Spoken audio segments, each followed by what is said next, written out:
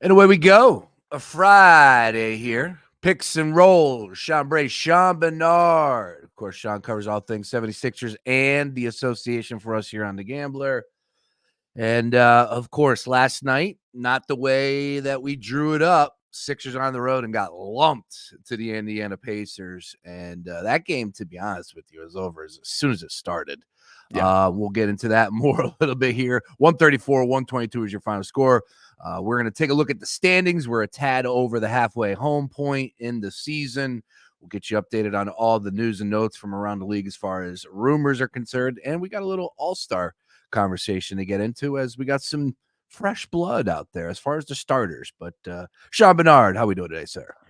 Doing pretty well. Definitely a down game last night from the Sixers standpoint. Had won 6 in a row prior, so got to give them a little bit of leanway. But yeah, as you mentioned, they were running out of the gym from the very start of that one. Never held a lead in that game, and frankly, were scrapping to even make it a game for most of that matchup. Joel Embiid took a little knock on his knee, which I'm a little concerned about as well, especially with the Nuggets game tomorrow and all the drama and nonsense that'll come with it if he does not play. So not a good night in the Sixers world, but got to take the bad with the good, and it has been mostly good this year. So moving on and cruising on, I guess.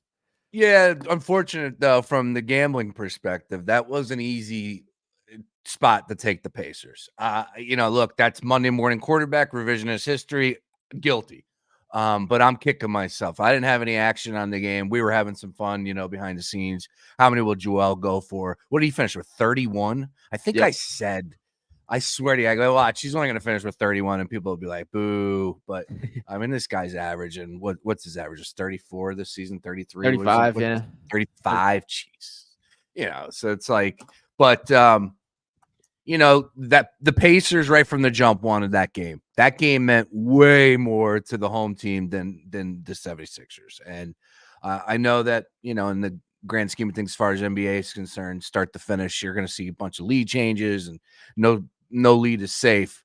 I never got that feeling yesterday. That was an Indiana Pacers play. So if you did take the points, and there were a lot of points for you to get with the Pacers, nice call on that one. Next one up for the 76ers on Saturday, taking on the Denver Nuggets. And we don't have anything just yet as far as point spread. I wonder, are the Nuggets in action this evening?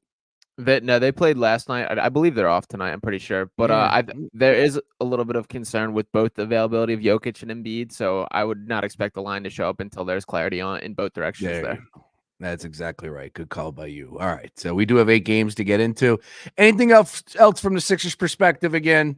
Ugly game last night. Anything from you from the box score, the starting lineup, anything from last night's game with the Sixers? Yeah, I mean, they were beat up, so I think that was more the reason than anything. No D'Anthony Melton, no Tobias Harris, no Robert Covington, Marcus Morris. So slim pickings as far as the rotation go. I will say the Kelly Oubre experience has hit its low point on the season. That after a pretty near perfect start, he's been straight up bad these past couple games, and that's really disappointing. I think it's no surprise to say that this team needs to make a move or needs another piece for them to be a complete team. And especially when looking around the East, you see moves like the Terry Rozier trade for the Heat, Pascal Siakam for the Pacers, OG Anunoby to the Knicks. Teams are getting better, and the Sixers have been standing still. So it's no surprise, but I think the sense of urgency to make a move has increased in recent games, and particularly a game like last night will be one that makes you realize that.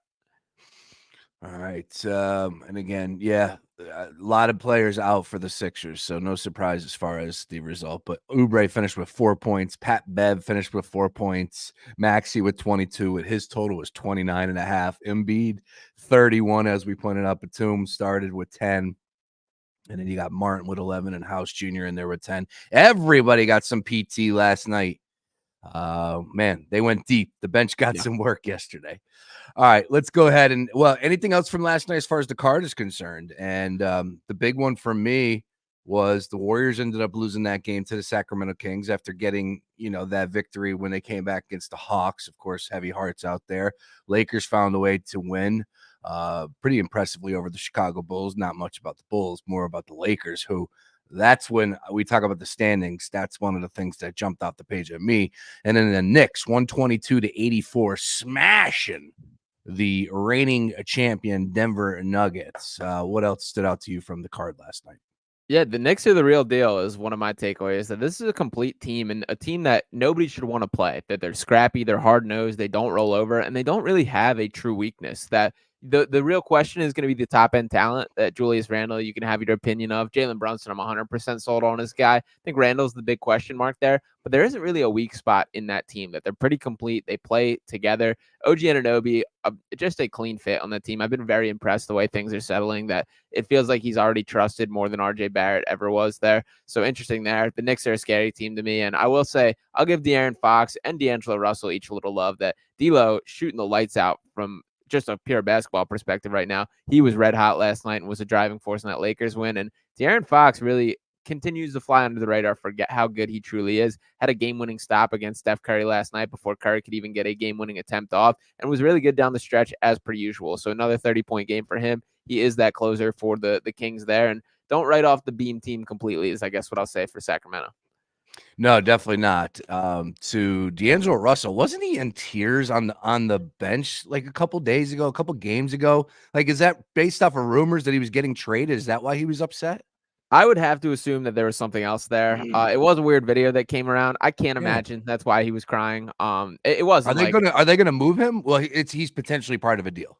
yeah, more likely than not, he won't be wearing a Lakers jersey after the deadline. I do feel a little bit bad for D'Angelo Russell. I think he gets a worse rep than he deserves. That's part of playing under the microscope of Los Angeles. That the way people talk about him, it's like he's the worst player in the league, when the reality is he's a solid starting option who's a hot and cold shooter. Like, and that's pretty normal for his archetype of player in the NBA. I do like D'Lo more than probably the perception of him. Not a guy that I'm pounding my table and says can help a team win a championship, but he is like just my point being better than the perception of him. So I do think he was a little upset, got in his bag a little bit. I have to imagine there was something else going on there, but he's playing some really good hoops right now, so deserves his flowers there.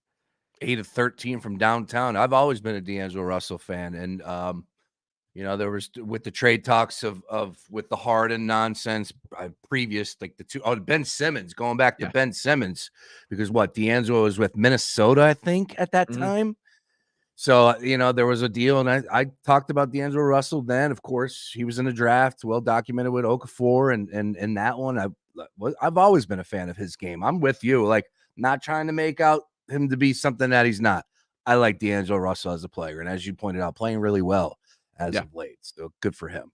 And then the Knicks, man, like you said, they are the real deal. Question real quick, one more on last night's game for the Sixers. I did see this on the timeline as well. Please get involved don't tweet me. I'm still hacked.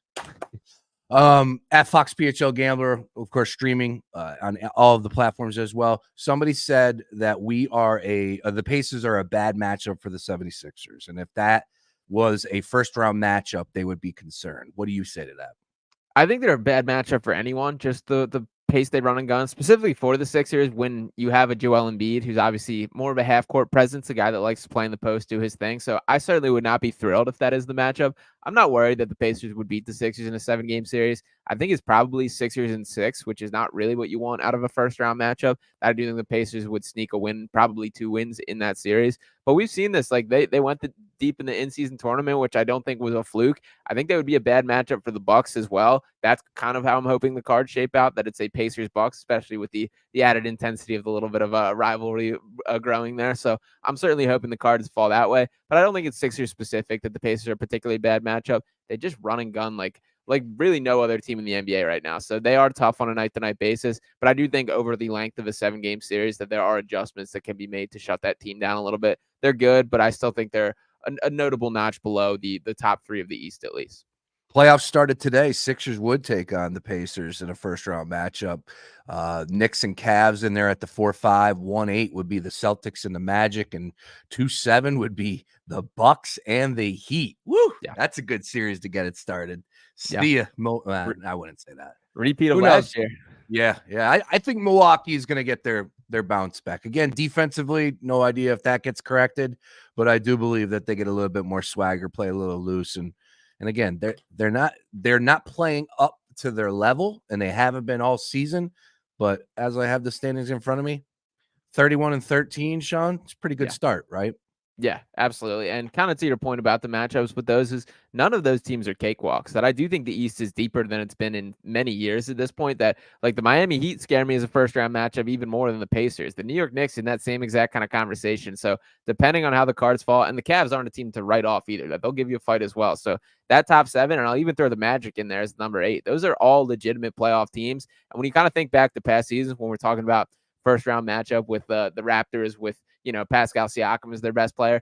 That's way less fear struck into your heart than any of these teams. So I do think that the East is stronger than it's been in several years, and no first round matchup is going to be a true cakewalk this year. Miami Heat ended up getting lumped last night to the Boston Celtics. Quickly on Scary Terry. I know Porzingis got hurt. That's something. So update us on that. What's the latest you're hearing there? And Scary Terry with Miami. Your thoughts with that move and his fit with that squad? Yeah, he hasn't been good so far, Scary Terry. That I am confident that that's going to be something that works itself out. He's going to fit just fine there over time. He is a high level shot maker, a guy that's averaging over 20 points per game on the season. Takes a little bit of time to integrate yourself into that team, just based on the way they play, the identity, the culture, all those things of Miami. I do think long term, Terry's going to be a real deal, high impact player come playoff time. So I'm not writing him off by any means. And then Porzingis, it's looking like an ankle sprain. No clear kind of timetable yet. I'm sure they'll be pretty cautious with it at this point in the season. But that is kind of the ways of Kristaps Porzingis, that he is going to pick up these notches throughout the year that hold him out for a couple games. I don't think it doesn't seem to be anything that's a long-term concern. All right, excellent stuff. Like I said, we'll hit on some other odds and ends, some news and notes from around the league, and we'll talk a little All-Star and some standings. But let's hop into tonight's card, DraftKings Sportsbook, where we're getting our plays from. 8 games on the docket this evening. Couple good matchups, including the Cavs and the Bucks. Clippers back in action in Toronto, taking on the Raptors, and I want to talk to you about the Suns. I want to get in depth about the Phoenix Suns because I think they're playing some pretty good ball right now. And I think that's how they've been drawing it up, getting production one night from KD, one night from Book as I'm smacking things. Pretty impressive. And I was high on the Suns to start the season, was disappointed as far as, not gelling and not looking the part, but plenty of basketball to be played. And they look like they are really turning the corner and probably going to be doing some big things, but no shock there. Let's open it up. Mavs and the Hawks. This one gets the party started at 7:10 p.m. Dallas on the road. They're a 1.5 favorite.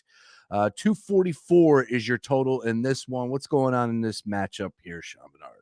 Yeah, no Trae Young tonight once again, so I do think that's notable. I like the Mavs in this one. That I think I have a higher opinion than the Mavericks of probably the public consensus. That I do think Luka Doncic is just that dude that can get it going on every single night. The Hawks without Trae Young are just not that great of a team. On the season, they're 8-19 against teams with winning records.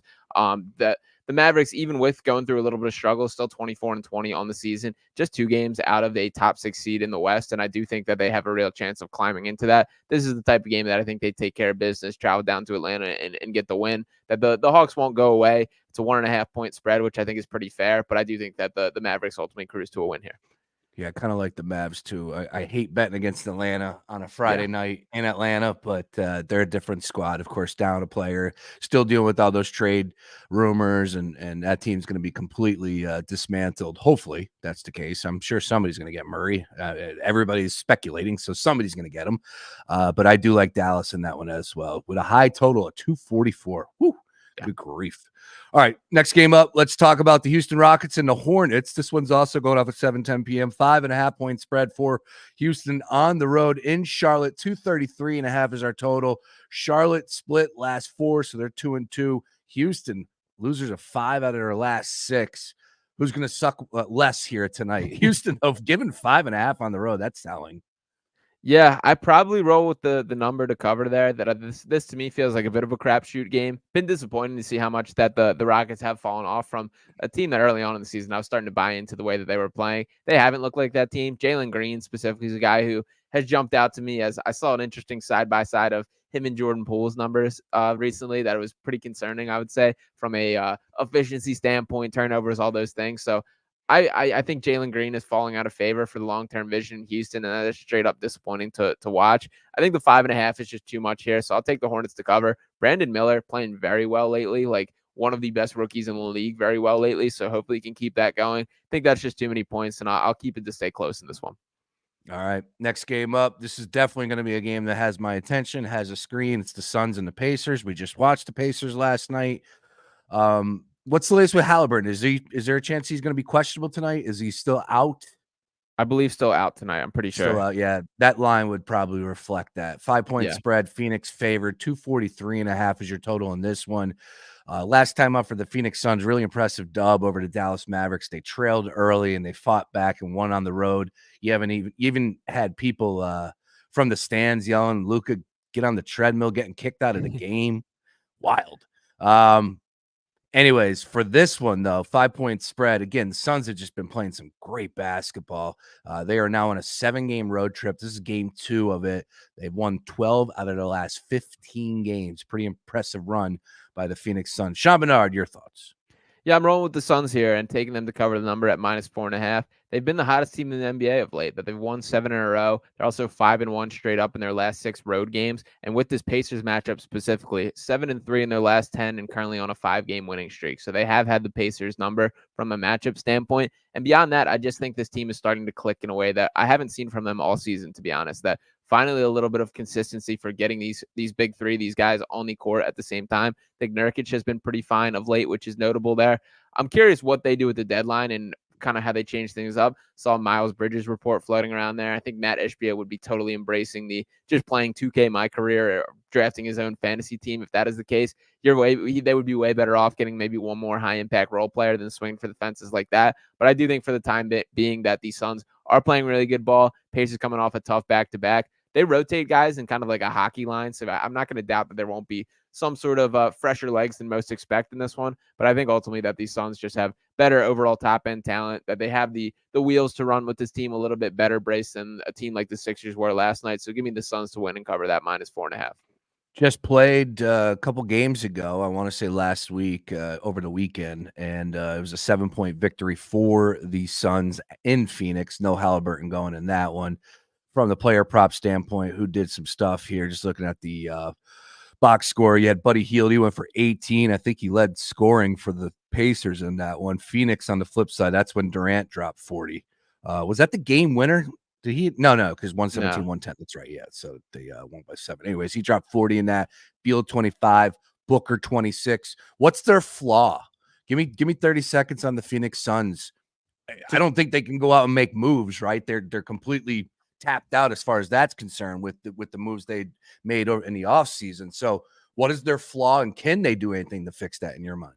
Yeah, I think their flaw is just depth and not having a true point guard. That I think sometimes, and they kind of go hand in hand here. From the NBA standpoint as a whole, we're seeing this a ton where there are these max contract players that take up such a significant percentage of the salary cap that there really is not these mid-range of contracts. It's rare to see like the $15, $20 million guys, that it tends to be a max contract and then veteran minimums. And I think the Suns pretty much are the biggest example of that so much is tied into Devin Booker, Bradley Beal, and Kevin Durant, that those three all have to be clicking. And then as far as the point guard side of things, that none of these guys are supernatural playmakers. Devin Booker, I think, is probably the most progressive at it. Kevin Durant absolutely has his flashes as well. But you're kind of taking away their strengths when they're having to play make for others rather than create their own buckets. So I think they would benefit by bringing in maybe a Tyus Jones type of player, but it's tough to get to that number and make that work from a trade standpoint. But having a true stabilizing force that can set up for others, I think would be super beneficial for that team. But they're in a tough place based on the flexibility for trades, based on where their money is allocated. Who is their point guard? Who is controlling it? Like, you put the ball in the hands of Kevin Durant. Of course, Booker brings it up. Beal's very capable. Who is running point for them?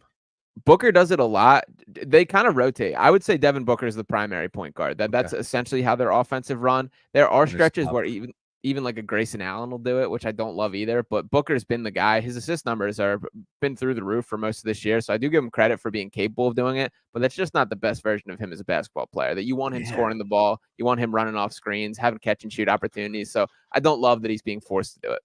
I agree with that. Booker, I want him getting the rock and pulling up. But again, it's an embarrassment of riches when you got Kevin Durant and Bradley Beal playing at the level he is right now. Grayson Allen this year, don't have to go into it. I'm a Grayson Allen fan. 13.7 points per game. He's getting minutes. Yeah, big This time. is the highest he's ever had in his career. He's a full-blown starter for them, correct? He's getting Correct. 33 minutes per game. Yeah. Good grief. Dude, Yeah. this guy, he's turned into and a really a decent pick. Like I gotta say it with my chest. Grayson Allen was a decent pick at the end of the day. What was he, 22nd, something like that? Yeah, right in that range. And that's always been my thing with Grayson Allen is I hate how the antics distract from he actually is like a plus role player, a guy that actually does bring it and makes a high impact. You don't got to be doing all the extra nonsense. To his credit, he has settled down of late. I haven't heard of any super outrageous things in recent weeks, but who knows? That could be a ticking time bomb with him. But yeah, if he just focuses on hoops, like he is a legitimate NBA rotation player. So yeah, I guess hat tip in that regard. Yeah. All right. Like you said, again, we ain't fooling anybody. We know who's doing the dirty work. We know who's doing the scoring, and it ain't Grayson Allen. So know your role and shut your mouth, like Travis Kelce said last year. All right, next game up. Let's talk about the Raptors and the Clippers. Rocking the DraftKings Clippers sweatshirt. Don't ask how I ended up scoring this. We'll keep it between us. Anyways, we got Toronto at home and 8-point spread. Clippers.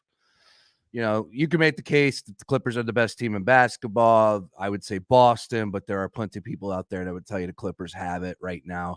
Everybody's healthy, playing great, and it tells you all you need to know. 8-point favorites on the road in Toronto. 235.5 is our total in this one. Your thoughts, Sean Barnard? Yeah, my favorite play in this matchup would be the under of 235.5, that both these teams play with a little bit slower pace. Over the past 10 games, Clippers ranking 26th in the NBA in pace, and the Raptors near the bottom right by themselves. They also play some good defense still in Toronto, even though they, not quite the defensive stalwarts they once were. Scotty Barnes is a real deal, and they're really emphasizing giving him all free reign to do whatever he wants. I do think that I probably lean towards the +8 in favor of the Raptors in this one. I think this game stays close. The last time that these two played this season, it was a 6-point victory for Los Angeles, so a little bit within that 8-point margin. But I do think this is going to be a slow-paced, grinded-out kind of game that looks a little bit more like old-school basketball. I'm going to guess the total somewhere in like the 105 to like 98 kind of territory for this matchup. So I do like the under, and I would lean the +8 here. No Emmanuel quickly for the Raptors, so that's a big deal. Let's see here. Anything else from that standpoint? Again, Paul George, Kawhi Leonard, good luck. How you stopping them? Yeah. That's the question. Yeah, I would probably 8's a lot, but I think maybe the odds makers are trying to tell you. You're talking me into the under, though. I kind of like that more than anything, but I think if I'm playing this game, I think the odds makers are kind of telling you that the Clippers are going to have fun here on Friday night in Toronto. So give me a double-digit win by LA. All right, next game up, Cavs and Bucks. Definitely looking forward to this one. Again, Milwaukee's been playing, fired their coach. Looked like they had some new life the other night. Cavs have been red hot since basically second week of December. Look at their numbers. Bucks are 5.5-point favorites. 237.5 is our total in this one on DraftKings. It's going down to 8:00 this evening. And once again, let's see here. These two teams did just play the other night. That's what it was on TNT. And when Milwaukee beat them by 10, 126-116. Milwaukee's been playing much better. Again, I know they fired their coach, but they were able to get a couple wins. I don't know. We'll see. Is Doc Rivers on the sideline? Yeah, he's in the building. He's taking the ship. The new captain has arrived. I want no part of this game. I got nothing for you. Again, I would probably lean to the Bucks, just going off of what we just said. But Doc in the mix, I don't know. Something's gonna go wrong for Milwaukee. It's just, I believe in that karma. I believe it's going to catch up with you, all right? You fired your coach. I get it. You had Doc creeping in the back. You gave him $40 million. I know he's a Milwaukee legend, whatever. I don't have a good vibe about the Bucks, so I'm staying away from tonight. 5.5, your thoughts? Yeah, I don't have a strong feeling on the side either. I do like the over in this one. It's a little bit different in this one. Their last matchup ended 126-116, so comfortably cleared. The over sitting at 238.5 for this specific matchup is what I'm seeing with this one. Actually dropped to 237.5, it looks like, so even better in that regard. The Bucks get up and down in a way that at a time I don't think they did. Damian Lillard obviously pushing the pace a little bit, although he's more than content to pull up for a 3.5 court. And then we know that the Bucks' issues are on the defensive end, that they're 24th in the league in defensive rating this season, really struggling to get stops. The Cavs have been red hot and have had no trouble scoring the ball. I think this is going to be an up and down game once again, that they do pass that number. The Cavs are 6th in offensive rating during the season as well, which is pretty impressive. I think that's gone a little under the radar in that regard. So give me it to be a high scoring game than clear the 237.5 there, but I probably lean towards the Cavs to keep it close and get a little bit of their get back. I don't love this Milwaukee team and am only more concerned after the Doc Rivers edition, but at this point in time, I'm kind of giving a true evaluation period while things settle down. Yeah. If you're making me make a play, I'm probably leaning towards Milwaukee here, Sean, but I don't love it. I am intrigued by this game, of course, with Doc on the sideline, just watching these two teams, and there's a ton of expectations for both squads.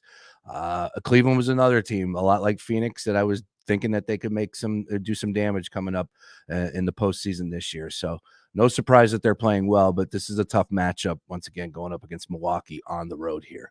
All right, next game up, let's go to 8 p.m. Pelicans and the Oklahoma City Thunder here. This is an interesting number.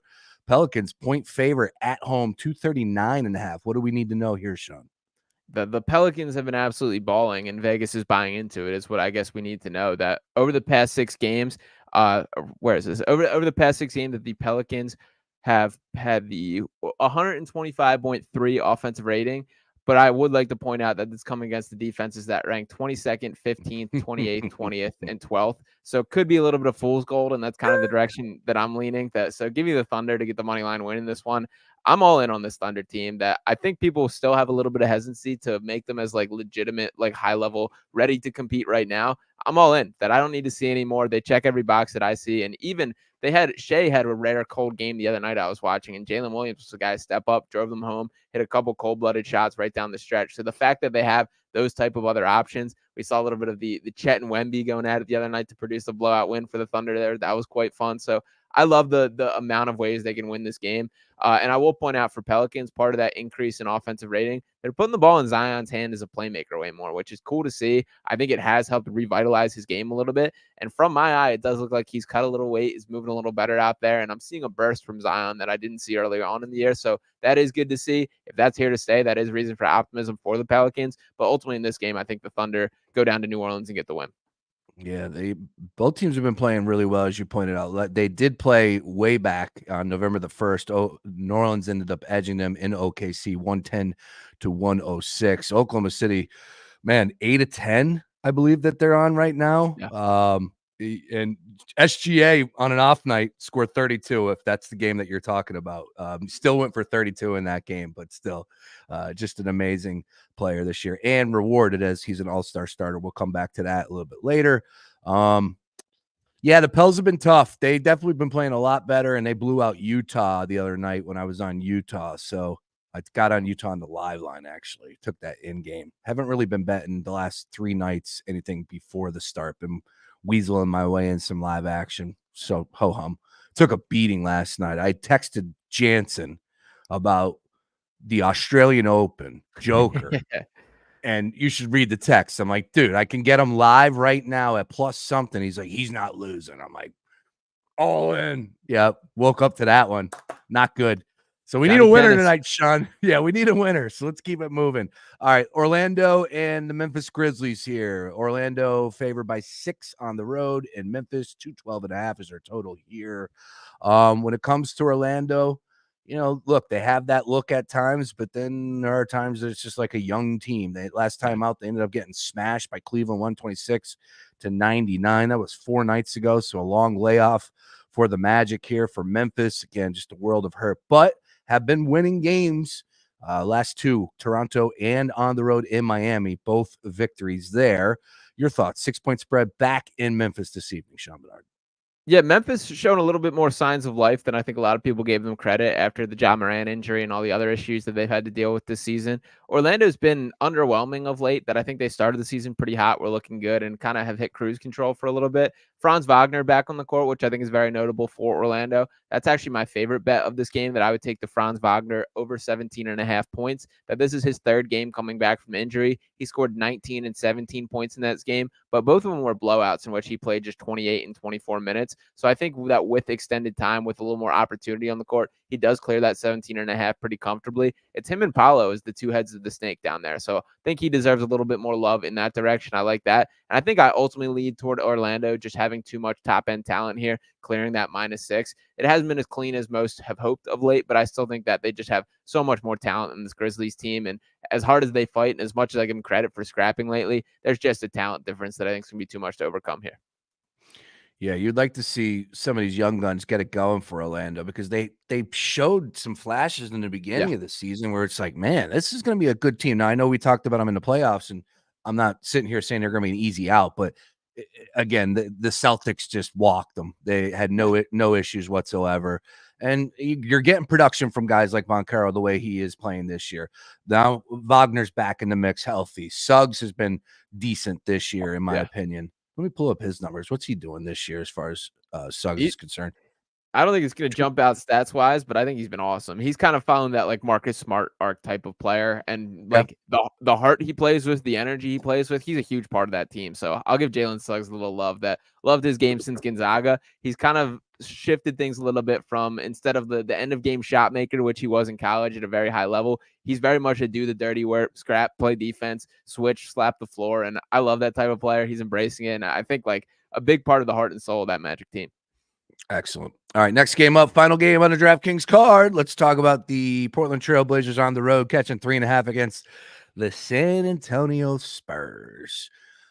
229.5 is our total. Game going down at 9:40 p.m. Been watching a ton of San Antonio, and it's just a bad squad. But Portland's been disappointing. You look at Portland's roster. Like, they have some names. They got a decent roster, right? Like, what's Portland's issues that they can't just get over the hump? Is it lack of production from guys that they were counting on? I mean, look, they're getting 30 to 8 and had a good game the last time out, and they ended up getting no, they ended up beating Houston in that one, but a lot of production all over the board. But you got Malcolm Brogdon, you got some good names. What's going on in Portland? Yeah, DeAndre Ayton's been bad. I'll start with that.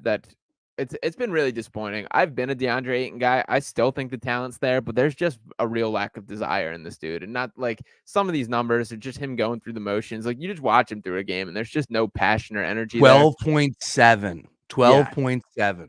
Like there's no reason for him not to. He's too good for that to be the case, and there it just feels like there's a disinterested there at times. Scoot Henderson is underwhelmed, although he's been better of late, so I'll give him a little bit of love there. Anthony Simons has been good. Jeremy Grant, Malcolm Brogdon. So you are right; they do have some names that frankly should be better than they are. Jeremy Grant, I think, has been a little up and down, as is kind of the case of his game, that there is some sporadic production for him. Simon's been really very good of late, so I am leaning the Portland direction in this specific game.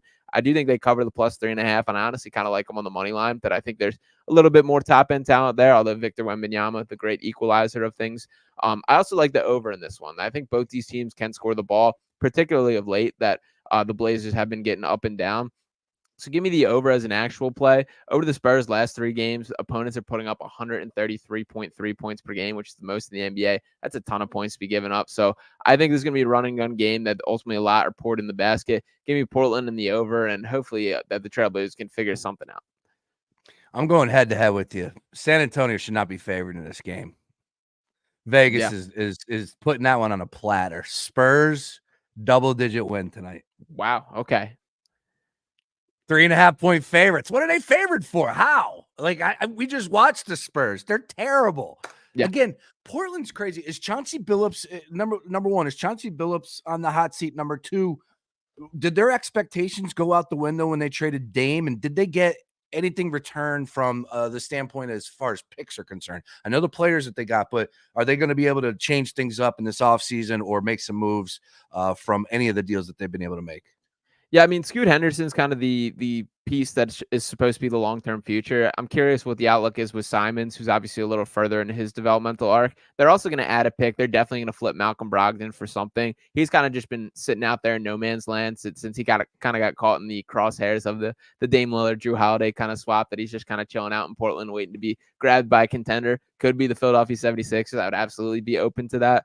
So I think they'll add a pick in that direction. But I think they're still figuring out what their long-term vision is, that they're dangerously close to this no man's land of too good to be tanking for a top pick, but not good enough to be actually contending. I mean, the production and the ultimate record is a little worse than should be the case for this team, but they do got some stuff to sort out. And I think a lot of it's dependent on what exactly is Scoot Henderson and can he bounce back closer to a player that he's been advertised to be rather than the version of him that has shown face in the NBA thus far. Excellent. Great breakdowns all the way across the board. Again, nobody knows the association better than Sean Barnard. Yeah, Portland. Brogdon, take me through that. What does he look like in the Sixers rotation? What type of minutes? Who's he stealing from? And we had Devon Givens on the show yesterday, and he broke it down like he said, in the playoffs, you got 7 to 8 bodies. That's your rotation. That would be a pretty nice player to have for playoffs. Yeah, I think he's the issue with Brogdon has always been injuries. It's never been production. It's been availability, and that's been the issue with him. I'm a big fan of his game. Like, this was the 6th man of the year to last year, that he's been a high level producer on a playoff caliber team, and he actually lit the Sixers up in that Sixers Celtics series last year. So should be fresh in the memory. I would be absolutely cool with him being a part of the playoff rotation. And frankly, I think there's a chance that he would start on this team, depending on the Anthony Melton kind of mindset with things. I do want the Sixers to go out and get another ball handler that I think at this point in time, they're just way too much on Tyrese Maxey's plate. And specifically, when you look at the efficiency numbers, he's in like the top 5 of the NBA for off-ball shooting. Like, when you have that, you got to allow him to get off ball and move. So I do think a player like Brogdon, I kind of think, in my mind, I still have DeJounte Murray marked ahead of him on my list of players that they should be going after. But Brogdon's a much more attainable price tag. The biggest thing that I think will hold the Sixers back is there is a $22.5 million cap hit for next season, which Daryl Morey has talked plenty about. But on the season, Brogdon averaging 15.7 points, 5.3 assists, 3.5 rebounds, shooting 42.2% from 3. And last year with Boston, he shot 44.4% throughout the length of the entire season on a legitimate sample size. So his efficiency shooting-wise has been excellent, far better than he's gotten credit for. A contender is absolutely going to grab Malcolm Brogdon. He's going to play at a high level in the playoff run. There's definitely a big part of me that hopes it's the Sixers. Excellent. One more on that, because you said Daryl Morey talked about the salary cap hit. He's brought up Brogdon before. He's said that before, or no? Not specifically Brogdon, but he's just throughout the season, one of the themes that he's hit on a lot of his radio and media opportunities is keeping the long-term flexibility with his cap space plan. I just wholeheartedly, just philosophically disagree with that mindset. That to me, this team is that good and that close this year that you do whatever it takes to give your chance to contend this season. Then you basically figure it out after that. And I also just don't agree with the mindset of keeping cap space open for potential players when, like, that only works in theory. It only works if they actually come and your guy is available. And I'm pretty underwhelmed with this free agency class. So the Daryl Morey standpoint is that the Sixers would be in a unique spot by having an MVP candidate in Joel Embiid, having a rising star in Tyrese Maxey, and having blank cap space to fill out the roster with whoever else they see fit. They would be only behind the Orlando Magic with the most cap space in the NBA this upcoming offseason. But to me, I would rather the player in your possession and you get a guy that can help win now and go get it this season than sit back and wait. So I hope that Brogdon would have to be a guy that he believes is worth it to look for that number and swallow that cap hit next year. In my mind, he absolutely is, but we'll see what Daryl thinks. Love it. Great. Again, all the way across the board, Sean. Awesome stuff. Again, Malcolm Brogdon would be a name that I would be circling, and hopeful that the Sixers can get it. That would be a guy that would get the juices going for a lot of people out there. 2 parts. 1, because of the success that he had last season. 2, fresh on the minds of what he did against the Sixers in that playoff appearance, as you just said.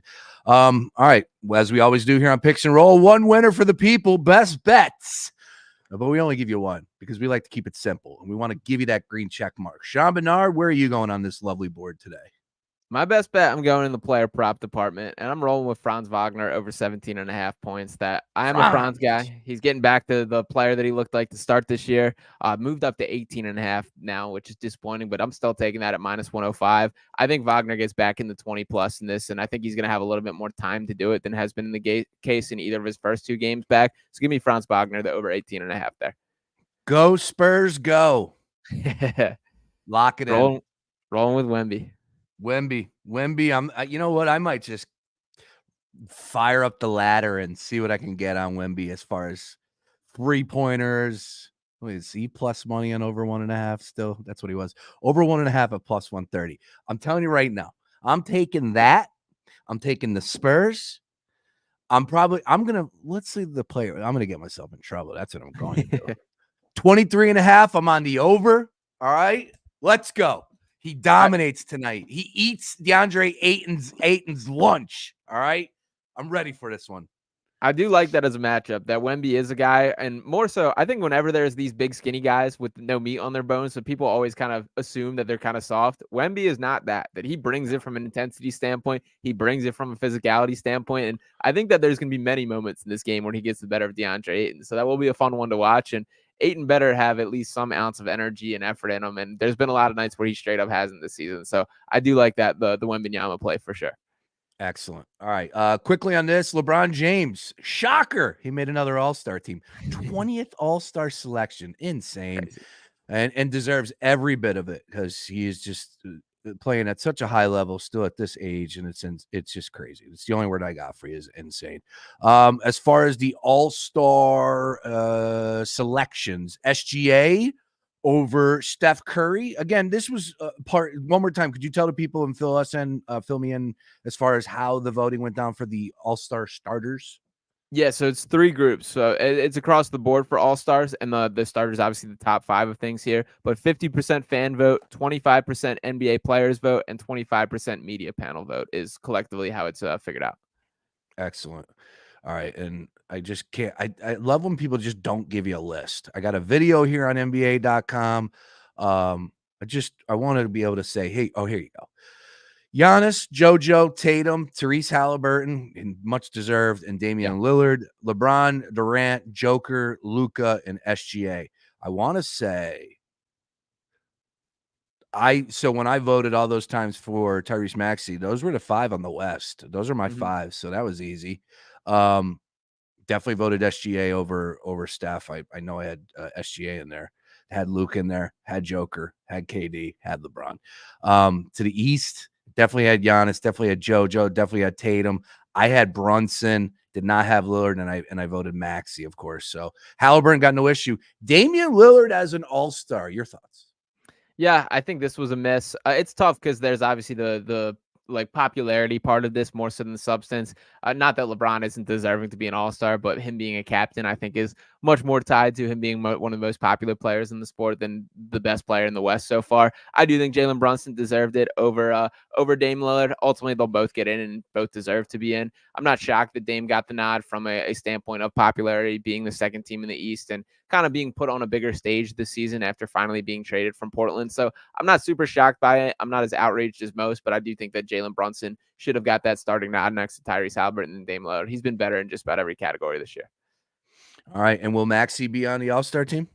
I think so. I think he gets in there as a reserve. He absolutely deserves to be. It would be a huge bummer if he's not. And I'm not saying it's set in stone that pound your life savings that he makes this All-Star game. But I do think ultimately that he does crack that list, gets in the top of the Eastern Conference, and he's played like it. So hopefully that is the case. And we'll see. I believe it's on Thursday. The rest will be announced.